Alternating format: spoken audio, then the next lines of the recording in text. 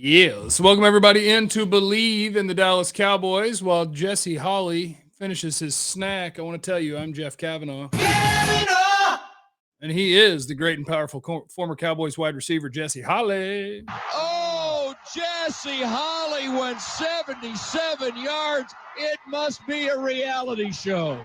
And we, of course, are brought to you by our friends at Bet Online. Basketball's back. If you've been betting on nothing but the Cowboys, you would be killing the game. But basketball's back too. Bet Online, they're your number one source for all your sports betting needs this season. You got your odds, team matchup info, player news, game trends, your continued source for all sports wagering information. They got live betting, free contests, giveaways all season long. The fastest and easiest way to bet on all your favorite sports and events, NFL, NBA, NHL, MMA, tennis, boxing, golf, whatever. Head to betonline.ag to join.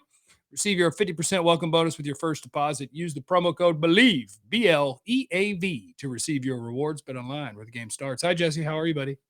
I'm good, but right off the bat, we're starting with a beef. Not a beef. Oh, did you want some of this? No, I need a better understanding from you. Okay. Just a simple, better understanding, because I laughed all morning. What were you in agreement with Quincy Carter? Oh, just a general idea. Like, no, his doesn't work. Like, Quincy Carter tweeted out like Troy Aikman stats from Super Bowls and then Dak's stat line from the game against the Detroit Lions, and was like, Dak's stat line is better. He must be in the Hall of Fame.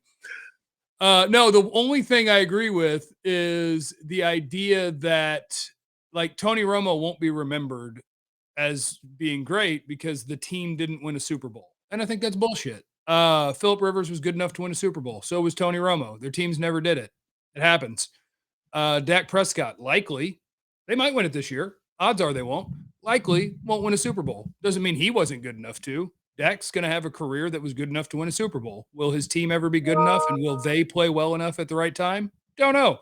But just the general idea that it's like Troy Aikman is mega god because the 90s Cowboys won 3 Super Bowls. No, he just happened to be a quarterback that was good enough to win a Super Bowl, like a lot of guys. And he was on a team that went and did it and was good enough to do it, which is great. And so he gets to be immortal. I separate playing the position from the results of your team's sporting. Peyton Manning was better than Tom Brady. Tom Brady played on better teams, so he won a bunch of Super Bowls. Peyton played the position better than he did. It doesn't matter. It's a team sport. All right. Trent Dilfer was never the best quarterback in football. Neither was Brad Johnson. They're immortal. They won a Super Bowl.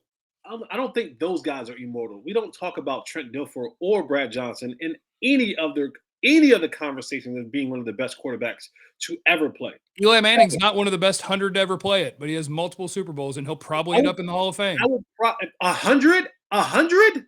He's not in the top 100. No way. He was never one of the 10 best while he played.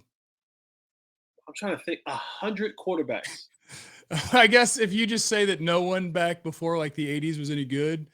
There's no way he's a top 50 because he was never top 10. All right. Dude, now that's better. But Tony Romo was better than Eli. Donovan McNabb was better than Eli. A lot of people while he played were better than him, and it doesn't matter because his team won some Super Bowls. So Eli's a champ. I don't give a crap. How good are you? And at the end of the day, like I said earlier, if Dak gets to the Super Bowl and is 5 for 17 for 179 yards, a touchdown and a pick, and they win the Super Bowl, no one cares. They should. They should. They should not. Russell Wilson didn't win a Super Bowl. He did. He was on a team that did. He did. He didn't do anything. He was there. It's like, see, Peyton Manning, I'm glad he got his second ring with Denver. Peyton Manning didn't win that Super Bowl. He sucked. He sucked all year. But he deserved it because he was better than Brady their whole careers. And he only got one, so he deserved that second one. But he sucked. I won a national championship in college, and I was probably the 8th best player on my team, 7th or 8th best player on my team, and I probably averaged 3 minutes a game. You're not taking that away from me. Yeah, I play with the number 2, 5, 10, and 13th pick. I contributed.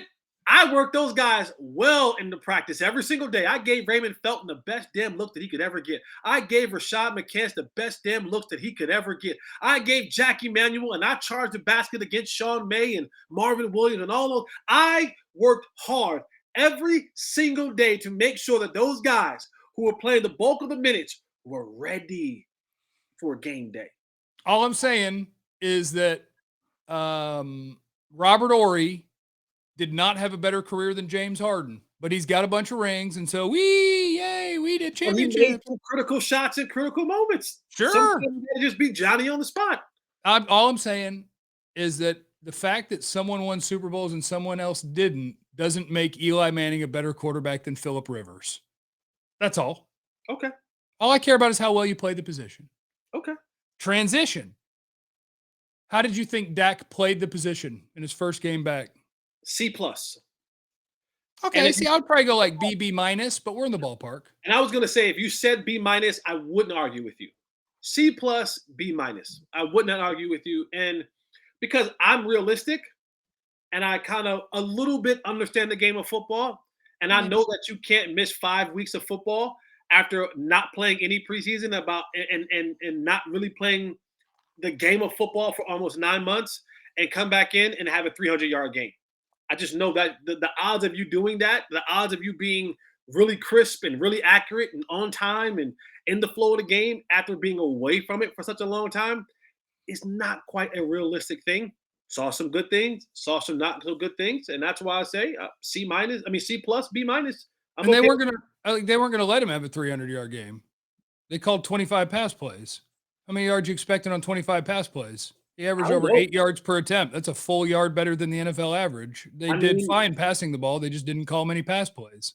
I mean, if he's on target with the slant to Michael Gallup, maybe Michael Gallup break a tackle and split. Okay, let's play a game. If that slant were to you that Michael Gallup didn't catch, how long during that game before you get benched and cut?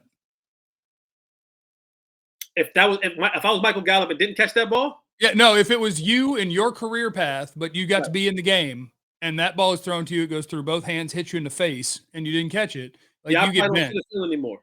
Right. So, like, you can say that you wanted it a foot and a half more in front of him, but then Tua goes 0 for 9 in the first quarter last night when every ball was behind Tyreek Hill and Jalen Waddle. Like, that's just quarterback. Right. You catch the ball. Like, Dak would want the first ball back, too. He threw it high to Noah, which happens when you're amped up in the first play of the game. Catch the ball, Noah. I would. I'd suck at football relative to NFL players, but if you can teleport me into his place, I'll catch it. No, you catch those. There's a play in my career that was very similar to kind of almost in between the Noah Brown, Michael Gallup play. It was against Arizona. I'm running a dagger route, and Tony Romo throws the ball so far behind me. But I knew this was my only opportunity to get the pass thrown to me, and I reached back and I grabbed that thing, and I got laid out and broke my ribs. But I caught the football. The football, and that's just what it is. But yeah, no, if it was vice versa, I might have not saw the field again. Yeah, like I don't like it's such a beating talking and arguing about Dak. So I'll just go with their pass EPA per play was 7. Jesse, I know you don't give a crap about any of this. The numbers say Dak played well. The Cowboys won by 18 points in a game they were favored by like 6. They did the Cooper Rush game plan, and they wanted to do the Cooper Rush game plan with a better quarterback, and they did it, and it worked. I wish they would just let Dak go slang that thing, but they like it. They want to lean on the defense, and they want to run the ball. So if you want to get Dak, if you want to get mad at Dak because he got 50 yards in 3 plays, and then they called 3 straight running plays, didn't get a first down and kicked a field goal, and it's Dak's fault you didn't score a touchdown, then you can use that logic. I don't mind. That's your deal. It goes back to, I know that we're bouncing all over the place, but it goes back to something that I tweeted during the game. Kellen Moore might be the worst play caller, designer, setter-upper in the league. Like, he is terrible at setting up plays. Like there's a flow. There should be a flow to your play calling. Like, I think Kellen Moore a lot of times just, Halloween's on the way, right? And sometimes you go knock at the door, and a person comes out and they have like a big bucket or bag or whatever it is, and you just reach in there, and whatever you pull out goes in your bag. And I think Kellen Moore sometimes just reaches in his playbook bag and just pulls out a play and go, all right, cool, we're going to run this one. And it really sometimes has no rhyme or reason. Like you just said, you go and you have 50 yards passing, and the next thing you do, you go run 3 straight plays, and you don't convert a first down. And now it's time to kick a field goal, baby. And everybody's going to say the quarterback couldn't score a touchdown when he was told to hand it off 3 plays in a row. And so this is that balance. And again, to the point we talked about earlier, you know what also comes into play when you talk about a quarterback, his team, and what he was a part of? The people who also call the plays.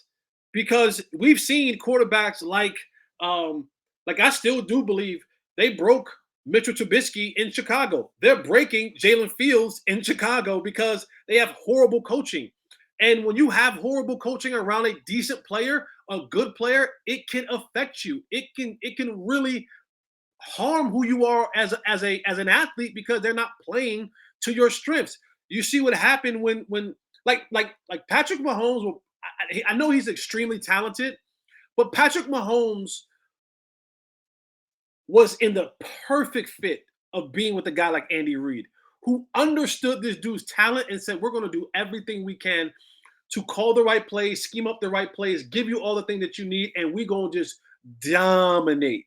And that matters in the grand scheme of having a player flourish. And when you don't have the right pieces around a player, you can literally break this human athlete of a person.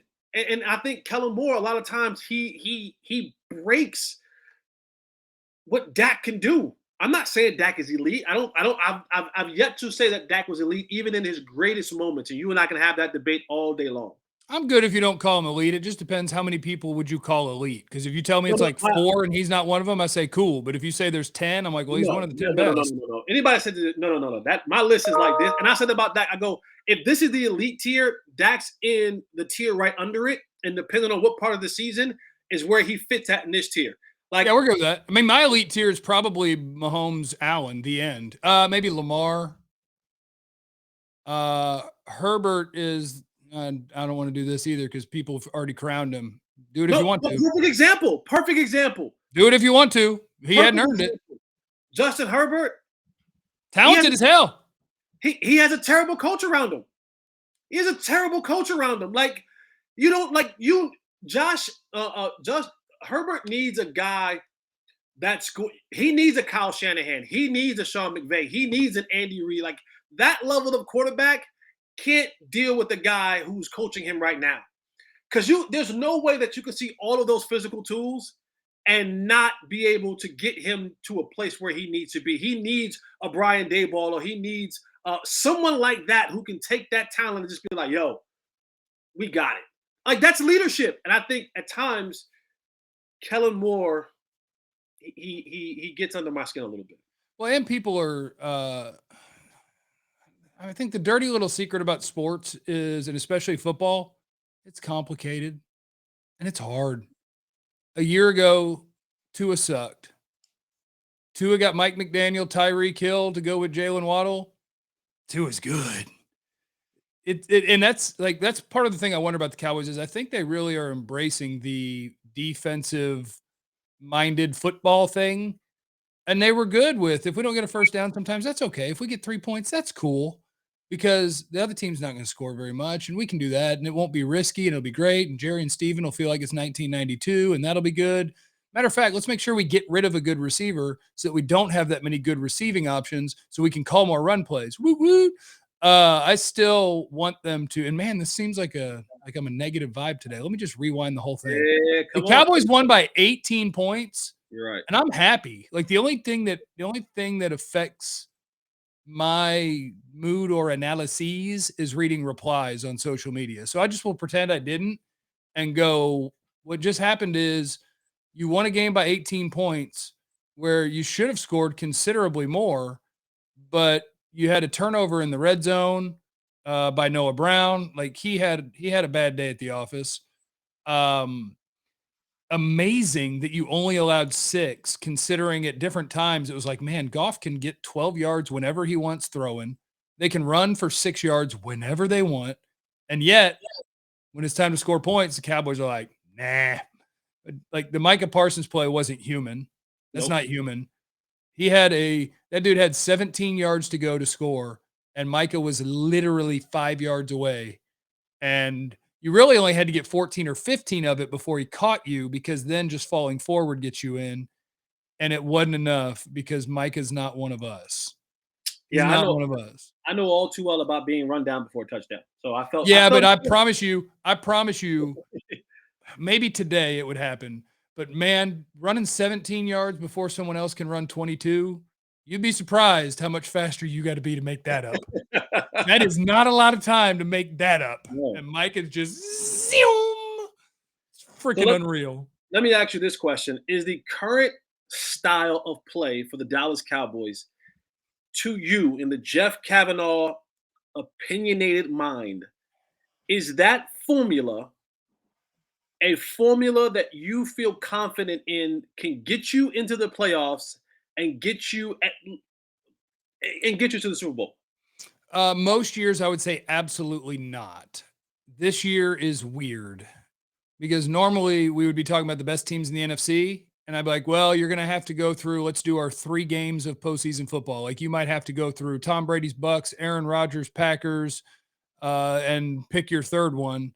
But this year, the NFC kind of sucks. And the Cowboys, once they beat the Eagles in like 5 or 6 weeks or whatever, might be considered the best team in the NFC. Because I don't know if Tampa's going to get it together. Minnesota is the other best team in the NFC other than Philly. And it's like, are they special? No. So like maybe I'd be stunned if a team that is run and defense reliant wins the Super Bowl. Okay, I'd be stunned.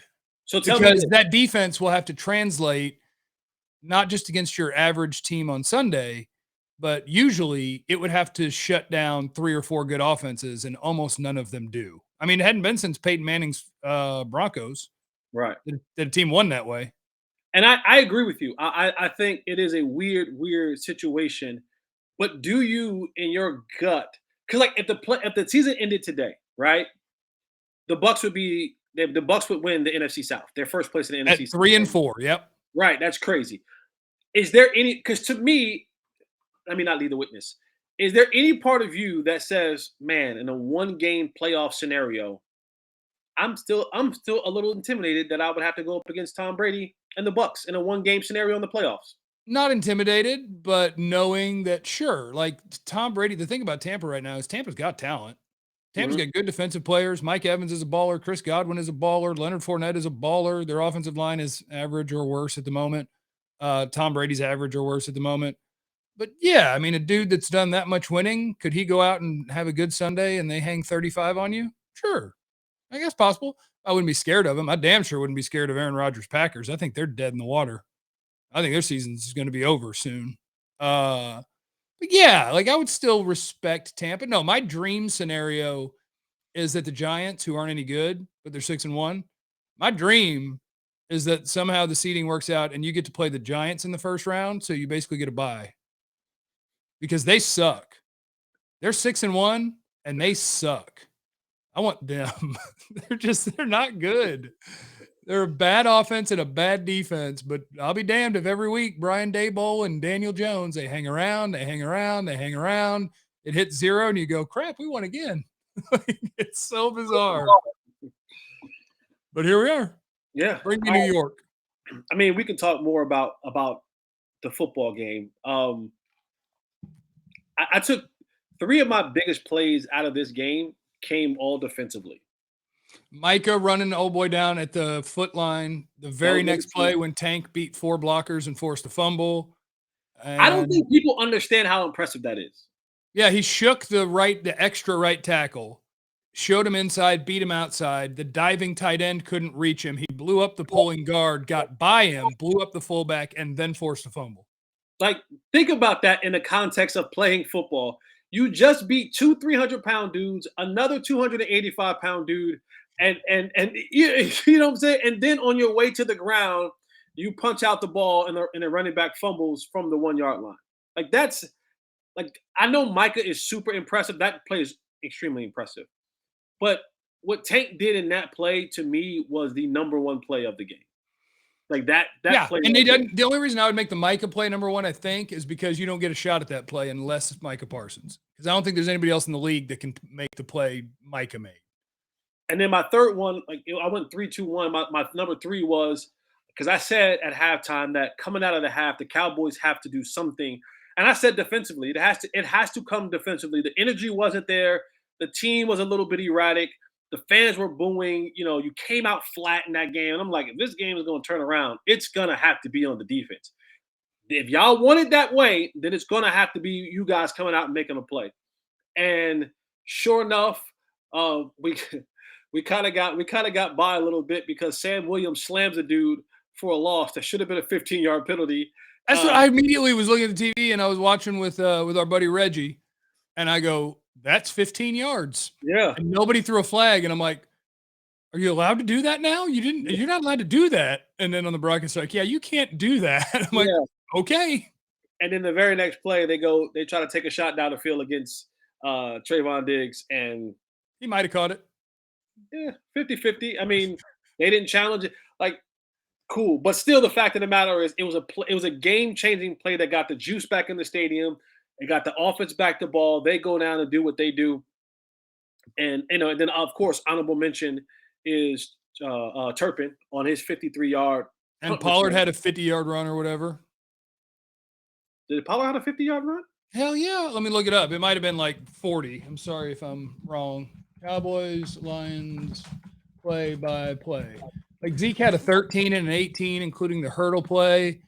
But Pollard had a bigger one. Say something else while I search the play-by-play. That was a tough hurdle by Zeke. Like, I watched that play. I was like, the old man gave everything he had right there on that one. There was no lift on that one. That was like at the end of if you go back and watch that play, I want people to go back and watch that play. Like, after Zeke hurdles the dude, he's calling to come out the game. Like, I'm like, go back and watch the play. Go back and watch it. He hurdles the dude, he gets tackled, and then he's like, yo, come get me, come get me. I'm just like, yeah, I get it. Once you get to a certain age, it's like certain things, it's like, man, that took all the energy that I had left to get this high off the ground to get over a dude, and I'm ready for a sub because I need it. I made Pollard go further than he went. He went 28 yards. That was like 50. I was like, Hey, he went far as hell, man. He went far. He might have done like 50, like all together, like going sideways. I don't know. But yeah, he ran far. He did his very best. In the field. But yeah, I mean, I think like I came out of that game. If you can manage to not pay attention to what other people think or say and just be like, "Hey, what was that?" I was like, I mean, it ended up being a comfortable win. It was closer than you would like. I wish they had played better offense early, but you don't expect to get stuffed on 3rd and 1 twice, once with Pollard and once with Zeke. You don't expect on a 3rd and 2 to get knocked out of field goal range because Aiden Hutchinson beats Terrence Steele in 0.2 seconds. Like, there were just individual plays that meant your drive was over that you more often than not will convert, which will lead you to more points. So actually, when they went to halftime, I was like, hey, as long as they come out clean, don't commit penalties in the second half, like, you're still good here. And they came out clean and they went bing, bing, hello. And they were back. But so it's not like it was dominating or impressive, but I think what would be encouraging to me is Dak came back and played better than Cooper Rush ever played without anything spectacular, but he played the position the way that they called the game. Would I have dreamed of better ball placement on a few? Yeah, but he played it the way they called it and was efficient. And your defensive pass rush was still hellacious. You're still forcing turnovers. You still have the best punt return unit in the league. All the things that were good are still good, and your offense is on the uptick. And you won by 18 points. I'm like, I can pull individual stuff out of that game that I didn't like. Jaron Kearse looked slow and struggled in coverage. I still need me a big, stout, girthy son of a bitch put in the middle. Anthony Brown looked allergic to tackling. The offensive line was up and down. The defensive tackles are kind of iffy. The linebackers are kind of iffy.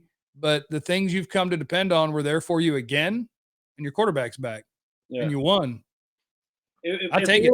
If there were two things that I want to see us correct soon, and I thought we had it corrected coming into this game, it's the penalties, especially the offensive penalties. That's the Noah Brown one. Like the Noah Brown hold led directly to what Dak acknowledged. Like, yeah, it's probably 2 throws I shouldn't have made, but my grip was feeling good. I was feeling good. And I was thinking, hell, let's zip this thing. And Yeah. it was like, so I tried to throw 2 picks because I'm not Cooper Rush. 2nd and 20 isn't insurmountable for me, baby. Here I go. It's like, no, there's 3 guys back there, Dak. That's not a good one.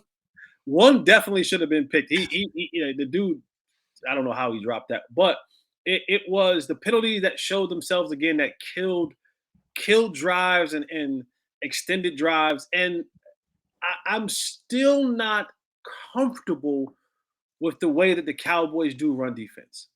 Like I'm not. I'm just not. Well, that's because they're not very good at it. And to me, like, although they do the roller coaster version, like, and it may just be that they're so risky and like playing pass rush where they're stunting and they're like, get upfield.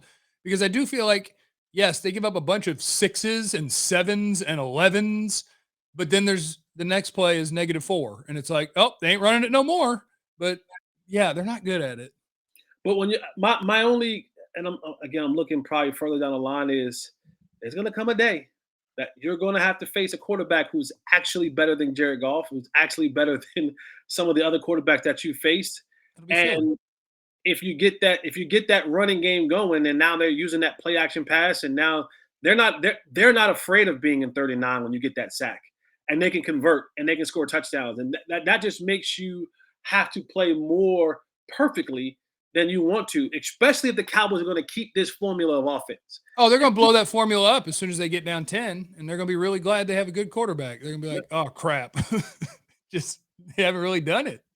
And not to worry is that when you go to hit that switch and you go, hey, we're gonna let this thing just fly. You're like, wait, what?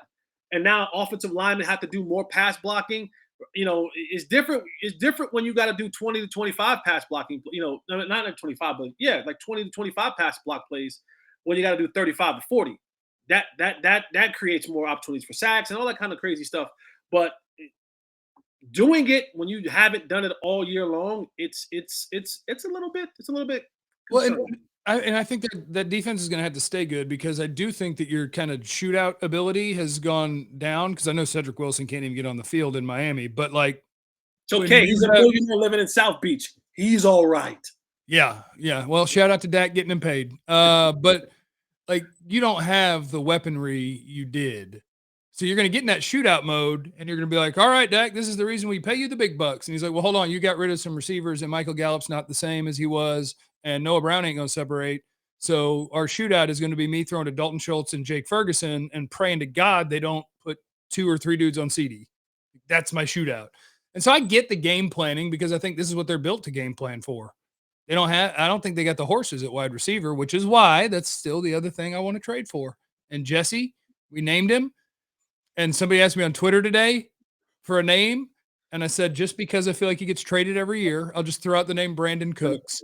And somebody responded and said, yeah, Houston's made it known that he's available. Like, all the dude does is get 1,000 yards, get traded. 1,000 yards, get traded. 1,000 yards. Brandon Cooks would be my second best receiver. What do you need, baby? He's a highly compensated son of a biscuit too. He makes $18 million on the books next year. So you're going to get a 5th round pick from me. You're not going to get much, because I got to pay him. I'm going to look that up. I'm going to see what receiver in the league has the most 1,000 yards and been traded that many times. Yeah. Hold on. Let me check his career real quick, because it's absurd to look at. All right. Brandon Cooks, give me stats for his whole career. All right. So we've got, starting in New Orleans, he had back-to-back 1,100-yard seasons. Got traded to New England, where he had 1,100 yards. Got traded to the Rams, where he had 1,200 yards. Then he had 583. Looked like he was banged up a little bit. Then he got traded to Houston, where he's had 1,150, 1,037, and now we've arrived at this year. So it's time for him to get traded and go have 1,000 yards. So he's looking at being on his 15 in how many years? He has been on 1, 2, 3, 4. This will be his 5th team, and he came in the league in 2014. He's creeping up on being NFL old. Like, I think he's 29. Yeah, he's 29.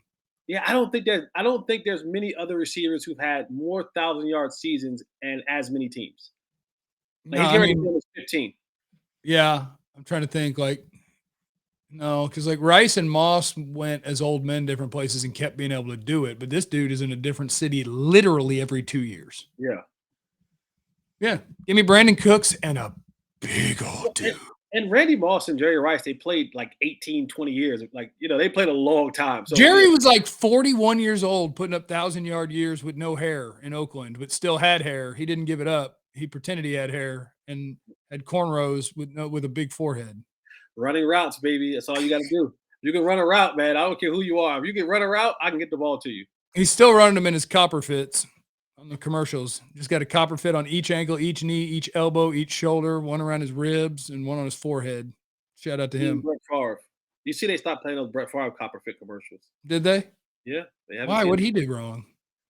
Just, being an extremely douchey of a person.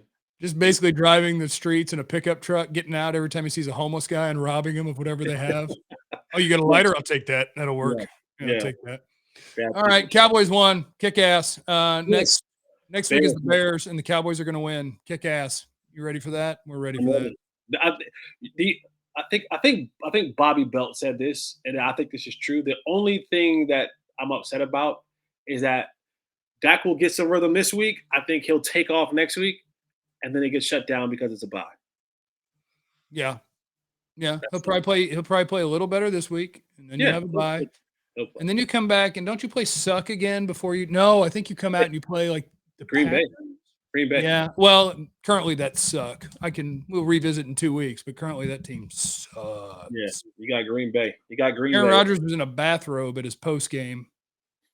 He looked homeless. My guy is struggling. So is Tom. It looks like half his face fell off. Father Time is undefeated. Got to know when to fold them and know when to hold them. We are Bleav in the Dallas Cowboys, and we are brought to you by our friends at Bet Online. Use the promo code BLEAV for your sign-up bonus. And remember, you have no idea what anybody's going through, so be cool to everyone. We love you. Eliminate the contingencies. Be easy.